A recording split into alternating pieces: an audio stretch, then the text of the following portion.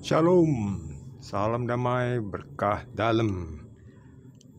Kita ganti suasana sedikit. Saya lihat di kebun ada ayam di halaman.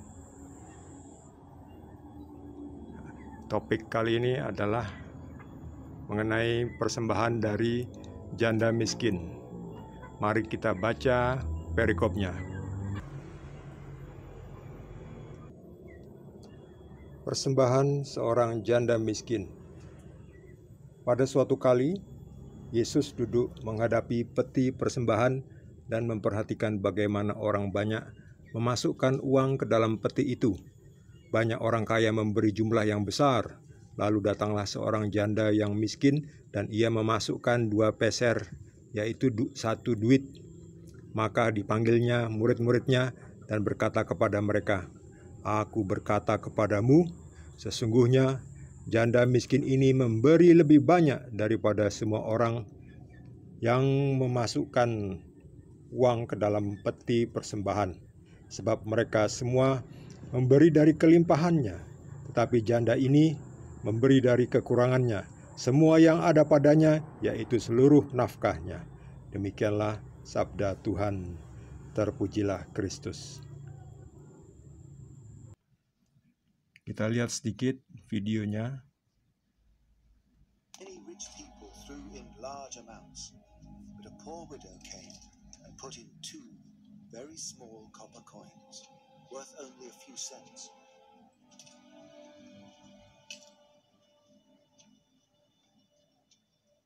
Calling his disciples to him, Jesus said, "Truly I tell you, this poor widow has put more into the treasury than all the others. They all gave out of their wealth, but she, out of her poverty, put in everything, all she had to live on."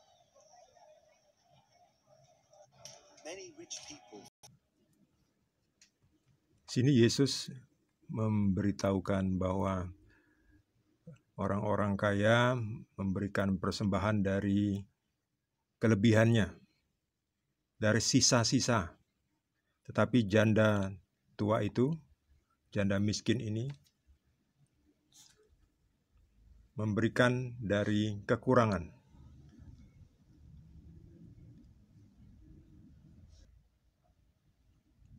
Janda miskin ini memberi dari kekurangannya semua yang ada padanya, yaitu seluruh nafkahnya.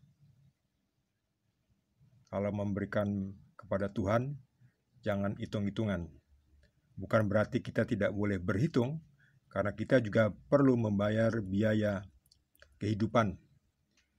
Kita harus membayar ongkos, harus membayar biaya hidup, biaya sewa rumah, membayar tagihan listrik, telepon, dan seterusnya. Memang harus dihitung, tapi bukan berarti harus hitung-hitungan. Beda ya, di sini dalam arti yang negatif. Hitung-hitungan, sama Tuhan hitung-hitungan. Padahal Tuhan memberikan semua yang kita miliki ini adalah dari Tuhan. Memberi sesuai dengan dorongan dari Roh Kudus. Kadang kita juga bingung. Jadi kita harus memberi berapa? Nah, itu perlu tanya kepada Tuhan, kepada Roh Kudus. Nanti Roh Kudus yang akan menggerakkan seberapa kita harus menyumbang atau mempersembahkan untuk Tuhan. Jadi untuk Tuhan itu tidak dipatok harus 10%, harus sekian persen. Tidak, justru Tuhan menginginkan semuanya, yaitu seluruh nafkahnya. Ya tentu kita nggak mungkin beri semua gaji kita beri kepada Tuhan, ya nanti kita makan apa ya. Jadi kita juga harus realistis ya. Tetap kita beri kepada Tuhan. Nah, berapa persen? Sebetulnya tidak harus ada patokannya berapa persen, tapi itu adalah dorongan dari Roh Kudus. Kalau kita ingin mempersembahkan lebih sesuai dengan gerakan hati yang jernih, silahkan lakukan. Karena tidak ada patokan. Patokannya adalah memberi semua kepada Tuhan. Tetapi realnya, konkretnya itu sesuai dengan realita kita, sesuai dengan gerakan, dorongan, pimpinan Roh Kudus. Bagi saudara yang mendapat tambahan pencerahan dari Tuhan, boleh juga berbagi dengan kita.